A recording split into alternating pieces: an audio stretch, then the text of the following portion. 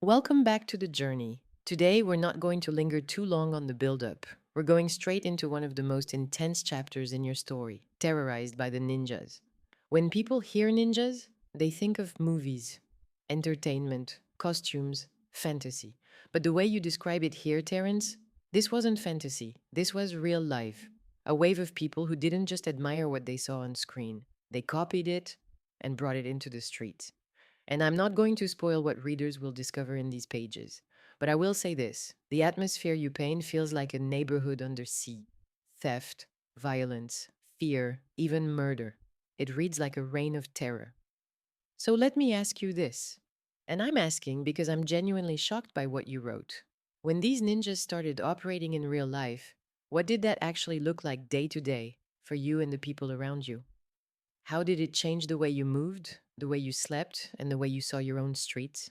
Because the way you wrote it, it sounds like the streets weren't just dangerous, they were being hunted. As the title itself says. It was pretty much that. You know, First and foremost, I'll say this: it was a very, very terrifying time for a lot of people in my neighborhood. And obviously surrounding areas. Um, so just to sort of summarize it, without going too deep into it. Yeah. So these guys were, a group of thugs. Uh, in fact, let me bring it back. So this was the very first time uh, the ninja movies ever came out. Not the Ninja Turtles. I'm talking the ninjas, martial arts. So when the movies came out, uh, there's a bunch of thugs in the neighborhood. These bad boys or perceive themselves as bad boys. A lot of people were scared of these people because they were ruthless to say the least. So they thought it'd be a good idea to emulate you know, the characters in the ninja movies. And so they did, you know. So this was almost like we were now living in, uh, the actual movies. It was terrible. They used to train martial arts. In fact, I remember next door to us, there was a guy that, was, I think, a black belt, done 2 or 3, somewhere there. Don't quite understand the dance, but from what I know, it's the very high level of, a black belt, anyone holding a black belt. So as the story goes, they used to come around and train with this guy, and they became so good at it. You know, I'd see some of them doing some tricks, some techniques rather, from martial arts, and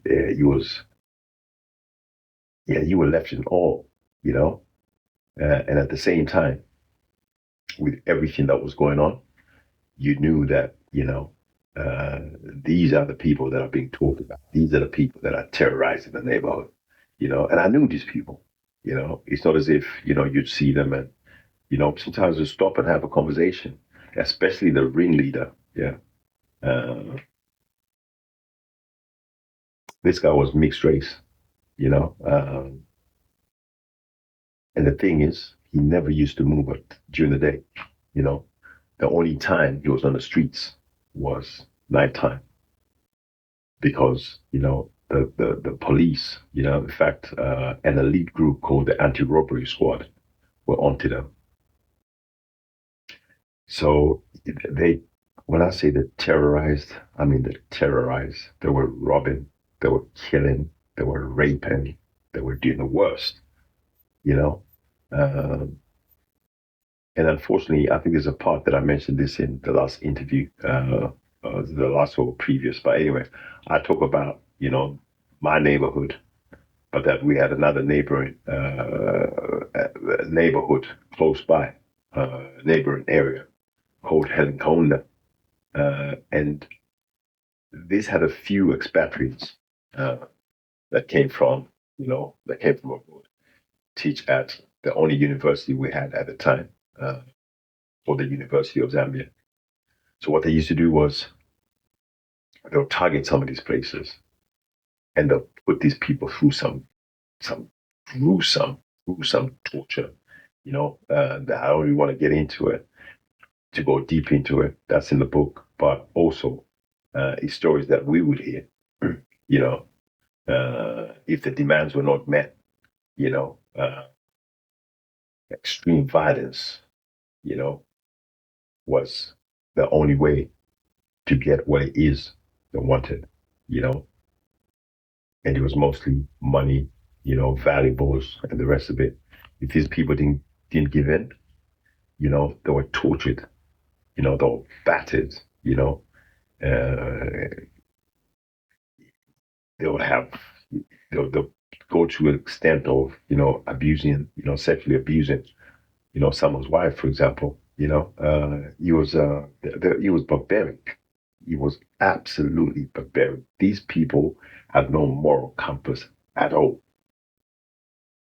He was about what they could get, and if they put the mind to it, this is exactly what they did. And violence was the first thing that they resorted to.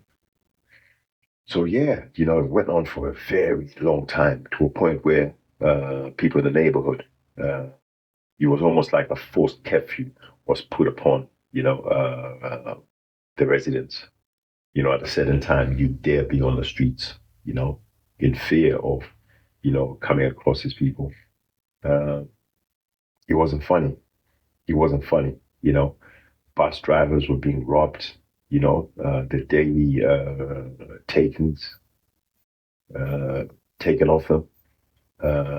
People were beaten.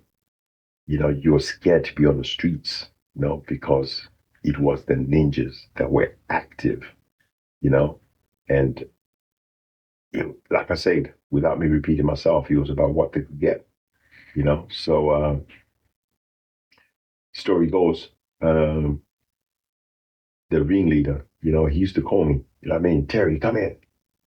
I'll see him rare occasions, daytime, as much as he was never out, but you'd catch him in, some hidden corner somewhere. Call me, yeah, how's your mom? How's your dad? How's the family? Good looking guy, but he was ruthless.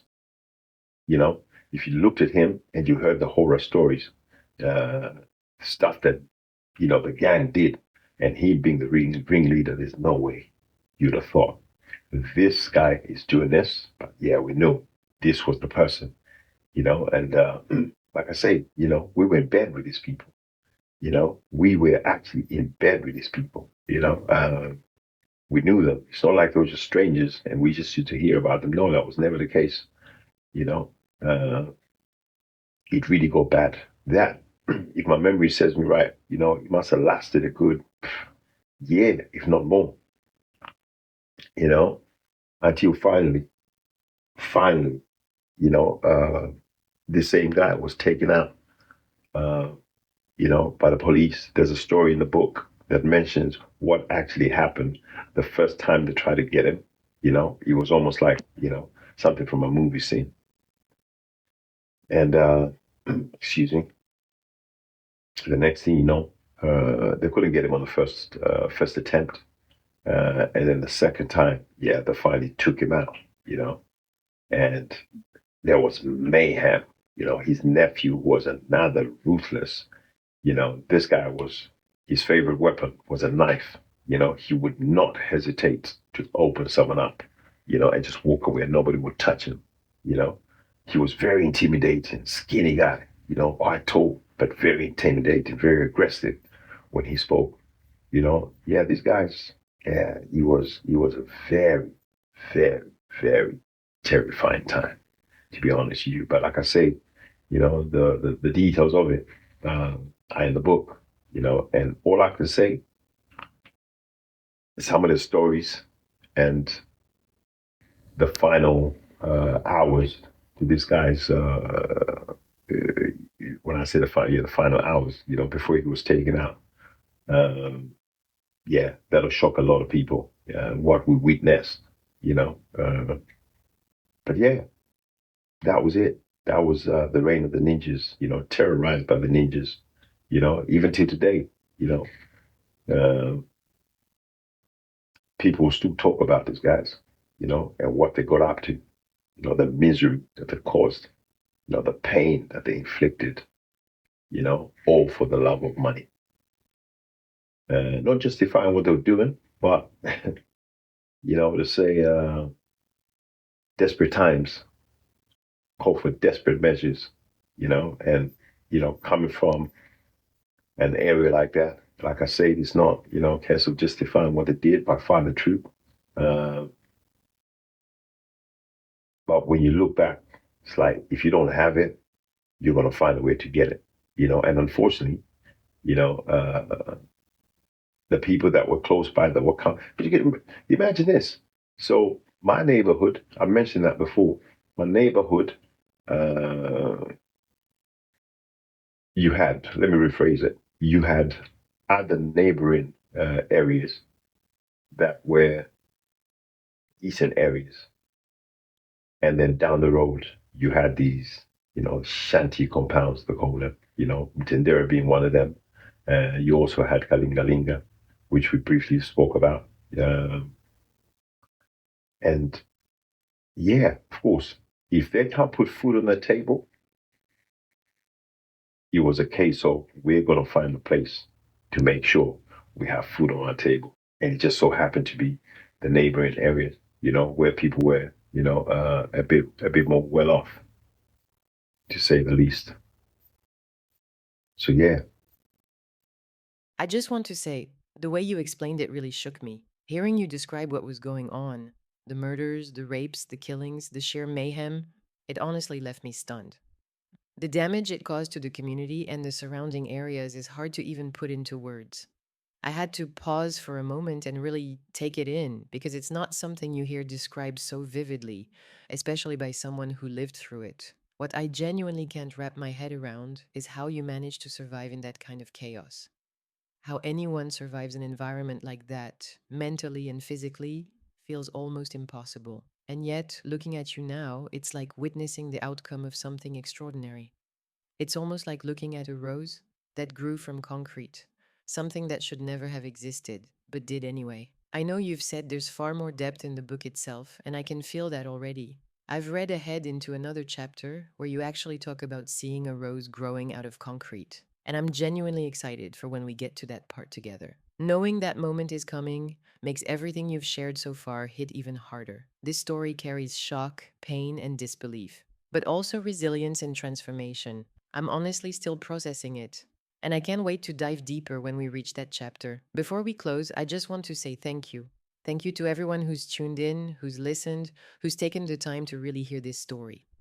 To those who've liked, shared, commented, and subscribed, your support doesn't go unnoticed, and it truly means more than you know. And thank you to you genuinely for being present and for trusting me and everyone watching with something this raw and this real. The way you explained it shook me to my core. Hearing about the murders, the rapes, the killings, and the sheer mayhem, the damage it caused to the community and the surrounding areas. It was heavy, confronting, and impossible to ignore. What I still struggle to understand is how anyone could survive in that kind of chaos. And yet, looking at you now, it's almost like witnessing a rose that grew from concrete, something that by all odds shouldn't have made it, but did. I know there's so much more depth in the book itself, and I've already read ahead into another chapter where you speak about actually seeing a rose growing out of concrete. Knowing that moment is coming makes me even more excited for when we get there, because it feels like everything you've shared so far has been leading toward that.